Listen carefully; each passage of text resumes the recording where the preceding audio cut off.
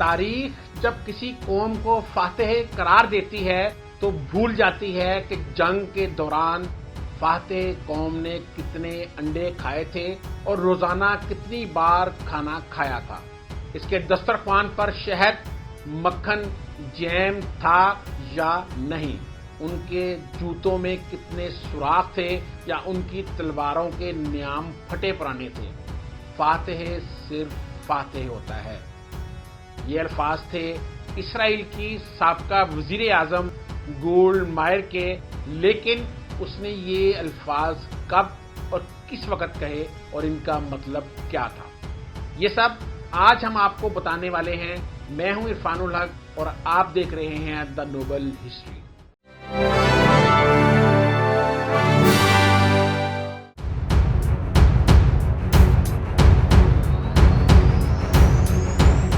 ناظرین، یہ 1973 کی بات ہے۔ عربوں اور اسرائیل کے درمیان جنگ چھڑنے کو تھی۔ ایسے میں ایک امریکی سینیٹر ایک اہم کام کے سلسلے میں اسرائیل آیا۔ وہ اسلحہ کمیٹی کا سربراہ تھا۔ اسے فوراً اسرائیل کی وزیر اعظم گولڈ مائر کے پاس لے جایا گیا۔ گولڈ مائر نے ایک گھریلو عورت کی مانند سینیٹر کا استقبال کیا اور اسے اپنے کچن میں لے۔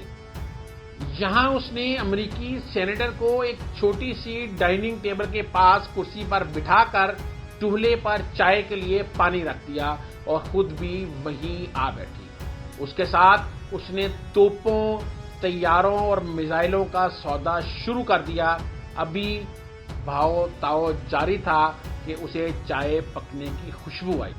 وہ خاموشی سے اٹھی اور چائے 2 پیالیوں میں انڈیلی، ایک پیالی سینیٹر کے سامنے رکھ دی اور دوسری گیٹ پر کھڑے امریکی گارڈ کو تھما دی۔ پھر دوبارہ میز پر آ بیٹھی اور امریکی سینیٹر سے محو کلام ہو گئی۔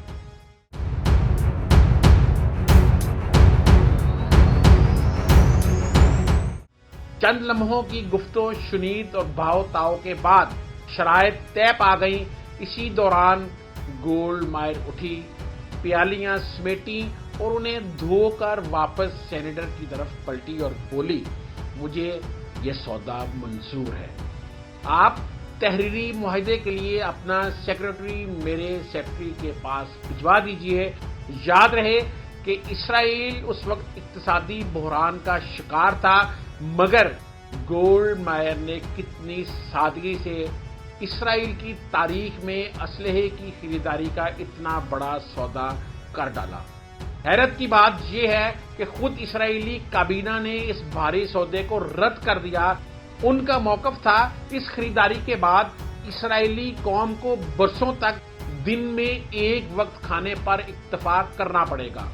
گولڈ مائر نے کابینہ کے ارکان کا موقف سنا اور کہا، آپ کا خدشہ درست ہے، لیکن اگر ہم یہ جنگ جیت گئے اور ہم نے عربوں کو پسپائی پر مجبور کر دیا تو تاریخ ہمیں فاتح قرار دے گی، اور تاریخ جب کسی قوم کو فاتح قرار دیتی ہے تو بھول جاتی ہے کہ جنگ کے دوران فاتح قوم نے کتنے انڈے کھائے تھے اور روزانہ کتنی بار کھانا کھایا تھا، اس کے دسترخوان پر شہد، مکھن، جیم تھا یا نہیں، ان کے جوتوں میں کتنے سوراخ تھے یا ان کی تلواروں کی نیام پھٹے پرانے تھے۔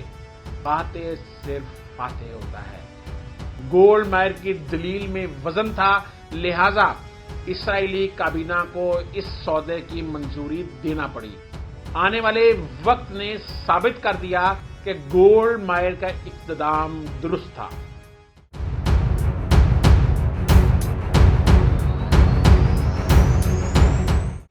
اور پھر دنیا نے دیکھا، اسی اسلحے اور جہازوں سے یہودی عربوں کے دروازوں پر دستک دے رہے تھے۔ جنگ ہوئی اور عرب ایک بوڑھی عورت سے شرمناک شکست کھا گئے۔ یہ بھی ایک عجیب حقیقت ہے کہ امت مسلمہ کو 20ویں صدی میں ٹکڑوں ٹکڑوں میں تقسیم کر دینے میں 2 عورتوں کا ہاتھ رہا۔ یعنی عربوں کو ختم کرنے میں گولڈ مائر کا اور عجم کے مسلمانوں کو شکست دینے میں اندرا گاندھی کا۔ اس جنگ کے ایک عرصے بعد واشنگٹن پوسٹ کے نمائندے نے گولڈ مائر کا انٹرویو لیا اور سوال کیا، امریکی اسلحہ خریدنے کے لیے آپ کے ذہن میں جو دلیل آئی تھی وہ فوراً آپ کے ذہن میں آئی تھی یا پہلے سے حکمت عملی تیار کر رکھی تھی؟ گولڈ مائر نے جو جواب دیا چونکا دینے والا ہے۔ وہ بولی، میں نے یہ استدلال اپنے دشمنوں مسلمانوں کے نبی محمد صلی اللہ علیہ وآلہ وسلم سے لیا تھا۔ میں جب طالبہ تھی تو مذاہب کا موازنہ میرا پسندیدہ موضوع تھا۔ انہی دنوں میں نے محمد صلی اللہ علیہ وآلہ وسلم کی طوعان حیات پڑھی۔ اس کتاب میں مصنف نے ایک جگہ لکھا تھا کہ جب محمد صلی اللہ علیہ وآلہ وسلم کا وصال ہوا تو ان کے گھر میں اتنی رقم نہیں تھی کہ چراغ جلانے کے لیے تیل خریدا جا سکے، لہذا ان کی اہلیہ عائشہ صدیقہ رضی اللہ عنہا نے ان کی ذرا بختر رہن رکھ کر تیل خریدا، لیکن اس وقت بھی محمد صلی اللہ علیہ وآلہ وسلم کے حجرے کی دیواروں پر 9 تلواریں لٹک رہی تھیں۔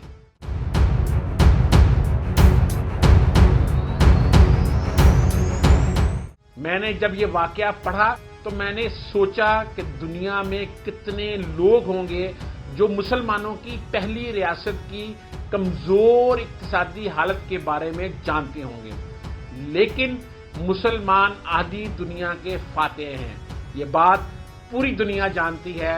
لہذا میں نے فیصلہ کیا اگر مجھے اور میری قوم کو برسوں بھوکا رہنا پڑے، پختہ مکانوں کی بجائے خیموں میں زندگی بسر کرنا پڑے، تو بھی اسلحہ خریدیں گے، خود کو مضبوط ثابت کریں گے اور فاتح کا اعزاز پائیں گے۔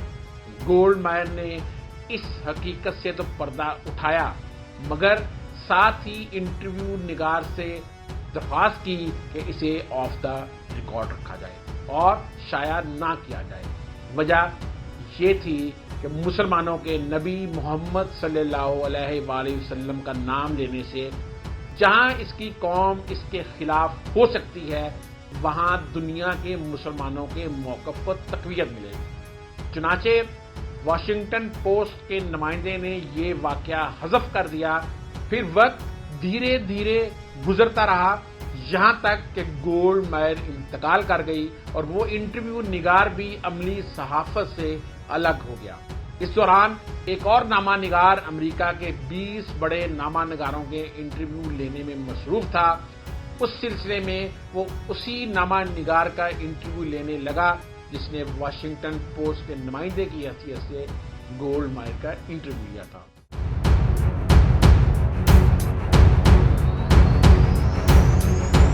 اس انٹرویو میں اس نے گولڈ مائر کا واقعہ بھی بیان کر دیا جو سیرت نبوی صلی اللہ علیہ وآلہ وسلم کے متعلق تھا۔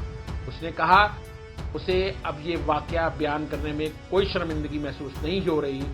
گولڈ مائر کا انٹرویو لینے والے نے مزید کہا، میں نے اس واقعے کے بعد جب تاریخ اسلام کا مطالعہ کیا تو میں عرب بدوؤں کی جنگی حکمت عملیاں دیکھ کر حیران رہ گیا، کیونکہ مجھے معلوم ہوا کہ وہ طارق بن زیاد جس نے جبل الطارق کے راستے اسپین فتح کیا تھا، اس کی فوج کے آدھے سے زیادہ مجاہدوں کے پاس پورا لباس نہیں تھا۔